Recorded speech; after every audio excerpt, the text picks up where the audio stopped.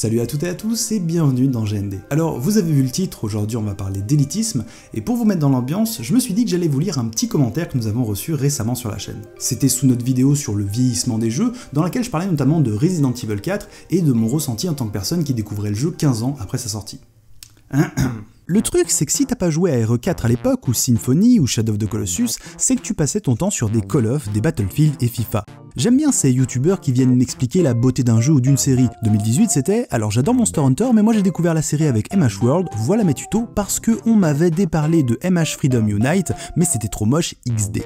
Alors qu'ils peuvent rien m'apprendre vu qu'ils ont même pas fini ces jeux et connu leur impact à la sortie ou année. Donc tu peux philosopher autant que tu veux, ton contenu est pourrave, c'est comme si je te parlais de musique classique alors que j'en écoute vite fait sur les pubs pour bagnole. Je ne m'en lasse pas.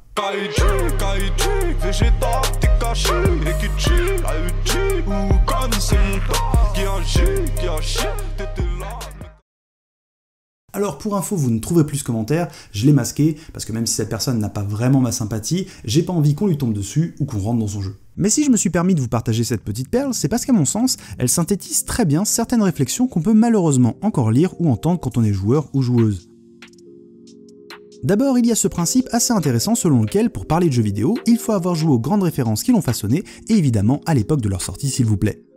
En mettant de côté le fait que seuls les individus nés avant Space War pourraient donc rentrer dans cette catégorie, ce qui rend ce postulat aberrant, c'est qu'il nie complètement la réalité de l'industrie et de son marché. Si on prend l'année 98 par exemple, qui a vu naître pas mal de grands noms du JV, qui, à part quelques privilégiés, pouvaient réellement jouer à tous ces jeux.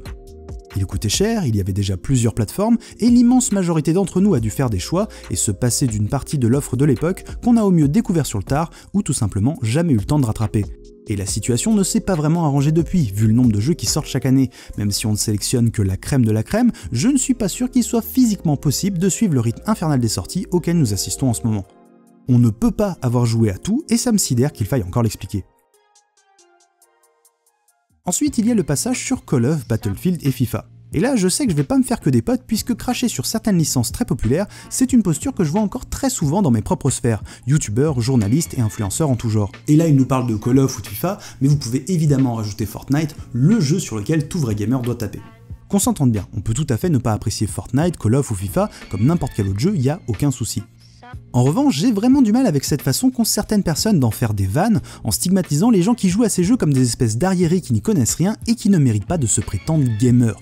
D'un point de vue purement pragmatique, si on s'intéresse sincèrement aux jeux vidéo, on a plein de choses à apprendre venant de jeux qui arrivent à réunir autant de monde autour de leurs propositions.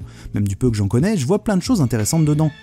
Call of, au-delà de son message un peu bas du front, ça reste une licence qui a défini beaucoup de choses dans le AAA moderne. Du solo ultra rythmé qui a propulsé Modern Warfare en tête des affiches, à des modes multi très bien pensés pour constamment récompenser celles et ceux qui investissent du temps.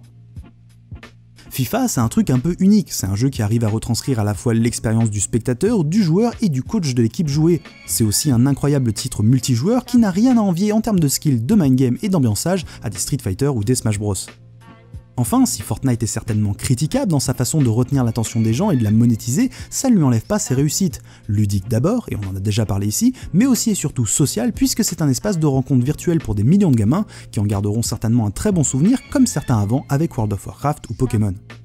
D'ailleurs, je me souviens qu'à l'époque où moi je jouais à Pokémon, certains considéraient que c'était un jeu débile pour morveux, alors que c'est trop bien. Tout ça, c'est ce que j'appelle de l'élitisme de référence, c'est-à-dire chercher à se placer au-dessus de la masse en revendiquant son appartenance à l'élite via des références classiques et en se détachant le plus possible de certains titres qui ont une connotation beaucoup plus populaire. Alors on peut voir le bon côté des choses et se dire que c'est la preuve ultime que le jeu vidéo est un objet culturel à part entière puisque ce genre d'élitisme est présent partout ailleurs. Au cinéma, la sortie du dernier Avengers a encore une fois confirmé qu'il était de bon ton de se moquer de ces familles qui ne vont au cinéma que quelques fois par an pour aller voir Thor faire des galipettes plutôt qu'Emma Stone faire des grimaces dans La Favorite. Et dans la musique, c'est PNL qui a récemment su réunir les plus fins analystes, qui après avoir écouté une chanson, étaient capables de vous pondre des articles de blog longs comme mon bras pour vous expliquer la pauvreté de leurs textes et leur dégoût de l'autotune. Du coup, c'est comme les Daft Punk. Je veux dire, les textes sont pas ouf, les mecs ne savent pas chanter, est-ce que c'est vraiment de la musique ? Je ne suis pas sûr. Ceci est évidemment du second degré, j'adore les Daft Punk. Et j'aime encore plus PNL. Il faut admettre qu'on peut facilement glisser sur ce terrain-là. C'est vrai que c'est toujours plaisant de se dire qu'on est à contre-courant, qu'on est anticonformiste et qu'on affirme ses goûts malgré la hype. Mais il y a quand même une grosse différence entre assumer son désintérêt vis-à-vis d'un truc, surtout qu'on n'est jamais vraiment seul dans ce cas, et partir en croisade contre les gens qui l'apprécient et essayer de les convaincre qu'ils ont tort. Et puis cette idée de mériter le titre de gamer me fait doucement rire. Premièrement, vous trouverez toujours quelqu'un de plus calé de vous, donc aucun moyen d'être absolu. Deuxièmement, on pourrait tout à fait considérer qu'un gamer se doit de jouer un maximum de choses différentes, les titres méconnus comme les plus gros blockbusters. Donc si vous n'avez pas joué à Fortnite, bah désolé, il vous manque un truc pour être gamer. Et troisièmement, si vous pensez franchement que tous les gamins qui jouent à Fortnite en ce moment en ont quelque chose à foutre de votre approbation ou d'être considérés comme des gamers, je suis désolé, mais je crois qu'ils sont trop occupés à kiffer, et peut-être que vous devriez en faire autant.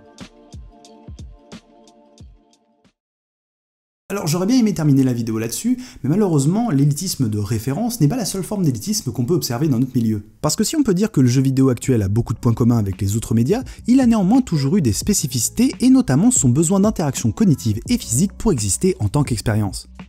Pour que le jeu soit, il nous faut comprendre, interagir et bien souvent aussi réussir à faire ce qui nous est demandé.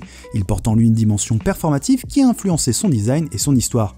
Jusque dans les années 80, la technologie ne permettait pas un habillage esthétique poussé et des enjeux narratifs bien folichons. Le jeu vidéo se cantonnait à des jeux d'adresse contre la machine ou contre les autres. En termes d'expérience, on était entre l'attraction de fêtes foraines et la compétition sportive. Et qui dit compétition dit fair play, mais aussi malheureusement toxicité et élitisme de performance. De nos jours, on peut retrouver des comportements problématiques hérités de cette époque dans l'e-sport et même dans le multijoueur en général. Il suffit de mettre quelques loulous devant Mario Kart pour observer la chose. Au début c'est cordial et après quelques minutes ça commence à s'envoyer des pics, à se provoquer et à se gueuler dessus. Et là encore ça reste bon enfant, mais si vous avez déjà eu le malheur de jouer en ligne et d'activer une quelconque forme de chat, oh my God, Treyarch, you fucking suck! Vous avez eu obligatoirement droit aux insultes protocolaires à base de noob, complétées par du teabagging et d'autres joyeusetés propres à notre folklore. Ce qui en théorie pourrait aussi être bon enfant, mais c'est pas vraiment le cas en pratique. Alors on pourra dire que c'est aussi ça la compétition, que c'est une bataille psychologique, mais tout de même, ça participe à faire des jeux multijoueurs des endroits peu accueillants, que certains et certaines d'entre nous ont d'ailleurs tout simplement délaissés pour les jeux solo où tout est merveilleux. Non, je déconne évidemment, là aussi il y a moyen de faire de l'élitisme bien gras. Si on revient à nos salles d'arcade, il y a un concept qui s'est très vite imposé dans le jeu vidéo, c'est le score. L'informatique permet de mesurer, de jauger nos performances et de les traduire dans un ordre de grandeur. L'idée derrière ça, c'était évidemment de nous pousser à rejouer pour augmenter notre score puisqu'on a tendance à se comparer aux autres. C'est pas pour rien si les développeurs implémentaient un tableau à la fin des jeux pour qu'on puisse y inscrire notre nom et graver dans le marbre virtuel nos exploits. Avec le temps, le score n'a pas vraiment disparu, mais en plus des simples points, on a eu d'autres outils pour mesurer nos performances. On peut penser à notre temps de jeu, un compteur de mort, le nombre de fois où on s'est fait repérer, ou encore les fameux succès et autres trophées platine. Tous ces éléments-là, ils ont participé à façonner la culture vidéoludique. Pas seulement les jeux en eux-mêmes, mais aussi la manière qu'on a de les appréhender, de les vivre et d'en parler. Et cette culture nous a appris à valoriser plus que tout la victoire, la réussite et le high score. Je veux dire, c'est pas un hasard si certains modes difficiles ne s'appellent pas mode difficile, mais vétéran, légende vivante ou dieu de la guerre, et qu'à l'inverse, un mode facile puisse être renommé « Est-ce que je peux jouer papa ?» en collant une tétine au héros du jeu. On doit l'admettre, le jeu vidéo baigne depuis longtemps dans une ambiance de mesurage de chibres et de pesée de couilles. Alors forcément, encore aujourd'hui, quand sort un jeu comme Sekiro qui nous demande de réellement performer et que tout le monde n'arrive pas à terminer, une certaine tranche des joueurs s'y accroche pour démontrer que le jeu vidéo c'est ça et que c'est pas fait pour n'importe qui. Comme avec l'élitisme de référence, l'idée c'est de se placer au-dessus de la masse, mais cette fois-ci, c'est en se servant de victoire dans certains jeux comme critère de distinction. Bon, je vais pas m'éterniser sur les raisons qui font que c'est complètement bidon comme posture. Peu importe votre exploit, il y aura toujours quelqu'un pour finir le jeu plus vite avec une guitare en guise de manette et un slip sur la tête. Après tout, on est tous le noob de quelqu'un d'autre. Par contre, et c'est pour ça que j'ai mentionné ces histoires de score et de culture vidéoludique un peu toxique, je pense que l'industrie dans son ensemble a aussi sa part de responsabilité dans l'existence de cet élitisme. Sega c'est plus fort que toi, This is for the players, les modes de difficulté condescendants, beaucoup d'éditeurs et développeurs ont joué à ce jeu-là pour se différencier et viser les hardcore gamers qui en retour ont peut-être un peu trop pris la confiance. Et c'est pour ça qu'un jeu comme Celeste est aussi important. Parce que dans la forme, Celeste nous donne plein d'outils pour mesurer nos performances. Temps de jeu, nombre de morts, nombre de fraises, tout est détaillé, et si on veut, on peut se faire un tableau Excel de vrais gamers.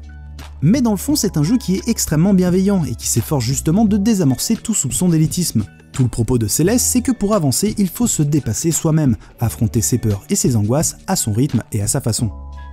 Pour bien appuyer ça, le jeu nous encourage tout le temps et nous rappelle par exemple que les fraises c'est juste pour impressionner les copains.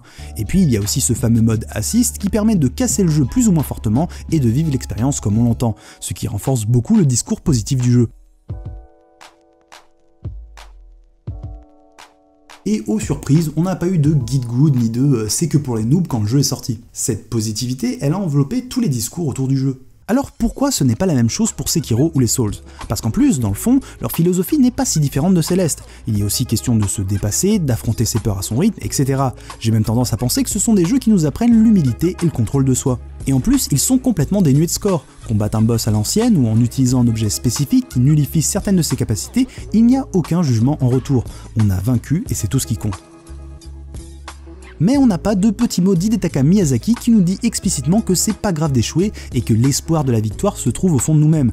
Non, on a juste des PNJ qui font la gueule et des boss qui frappent très fort.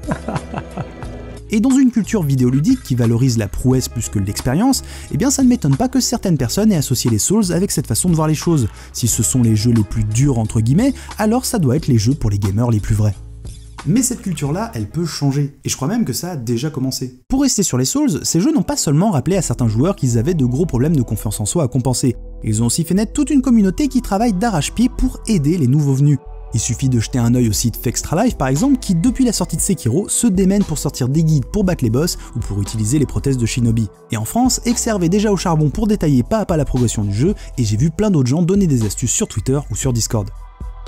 Derrière leur surcouche hardcore, ces jeux font aussi naître beaucoup de belles choses, et je suis d'ailleurs prêt à parier qu'une bonne partie des vrais gamers est bien content de pouvoir s'appuyer dessus. L'élitisme sera probablement toujours présent dans le monde du jeu vidéo, c'est une espèce de gangrène dont on ne pourra jamais vraiment se débarrasser.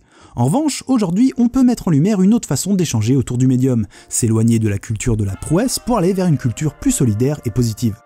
Côté dev, il y a déjà des jeux comme Céleste qui essaient d'aller dans une autre direction et qui nous montrent qu'on peut faire cohabiter performance et bienveillance, que tout ce que fait le jeu vidéo depuis ses débuts, ça peut exister sans toxicité.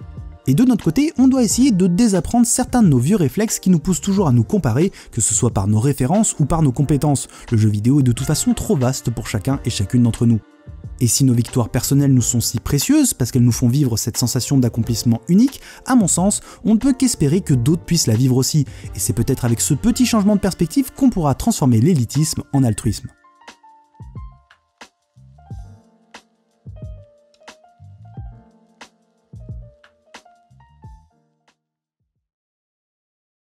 Merci d'avoir suivi cet épisode, j'espère qu'il vous a plu et qu'il n'a pas trop chatouillé le vrai gamer qui est en vous. Je rappelle que Game Next Door est une émission qui est financée sur Tipeee, c'est beaucoup de recherche, de travail et de rigueur pour arriver à rester régulier, donc si vous voulez nous soutenir, go sur notre page Tipeee. On se retrouve bientôt pour un prochain épisode, prenez soin de vous et des autres, et bien sûr, cœur sur vos manettes.